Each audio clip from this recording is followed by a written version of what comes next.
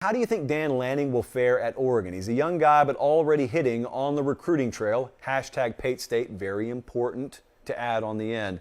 This has been a big week and a big weekend for Oregon.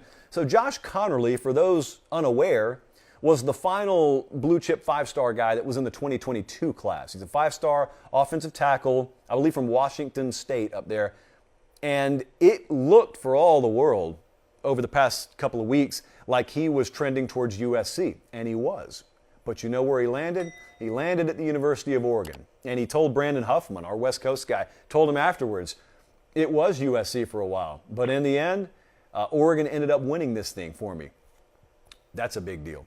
Perception's huge here, obviously, but the actual player equally is huge. It's a big deal because of what Dan Lanning's been talking about out there. You know, Mario Cristobal in that era was very important.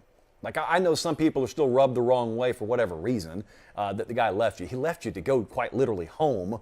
I mean, it's not out of the realm of possibility. But be that as it may, okay, whether you like the way he left or not, or like that he left or not, it's important that he did what he did while he was there, because what he did was he changed perception nationally. Like, I'm in Nashville, Tennessee, and I can tell you people in the South think differently about Oregon than they did 5 years ago. 5 years ago, the belief about Oregon football was, yeah, you could have a Chip Kelly come through, but the way they're going to have to win is the path that college football dictates they have to take. In other words, there weren't limitless possibilities. There's a very specific way you have to win at Oregon. Well, then Cristobal comes in, and he says, actually, what I'm just going to do is I'm going to go recruit elite athletes coast to coast, and no state will be off limits. And we're going to win however we want to up here. We're going to get the kind of athletes we want, and you're not going to dictate anything for us. We will dictate our terms of how we want to run the program, what offense, what defense, what kind of athlete we want. And you know what? They did it. They did it.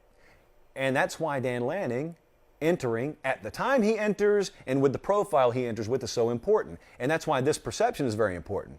Because the perception is, to me, reality. And that is, if they can continue to recruit at the level or even comparable to the level they were under Cristobal, what if they hit home runs with this coaching staff on multiple fronts?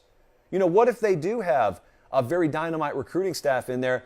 What if we have an equal to or better on-field coaching product? You know, what if NIL gets leveraged here like it should at Oregon?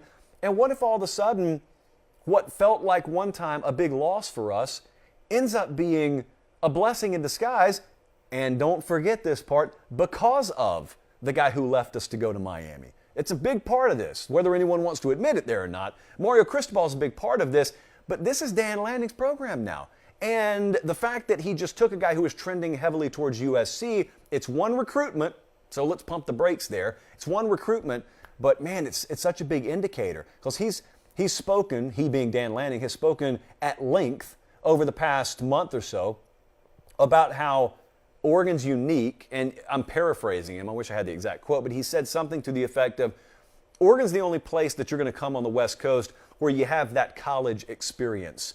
You can go to USC, but they don't have what we have to offer. They have some things we don't have to offer, but if you want what makes college football great, and you don't have to sacrifice the NIL potential to come here and get it, then Oregon's the place to go.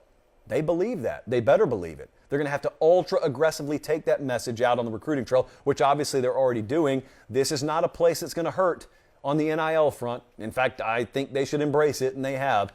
So I love everything I've heard up there, but it's words. I mean, Dan Lanning's never been the head coach for a college football game in his life. So it's words right now. But every box they can possibly have checked so far, they have checked. So I can't think anything but good things about Dan Lanning right now.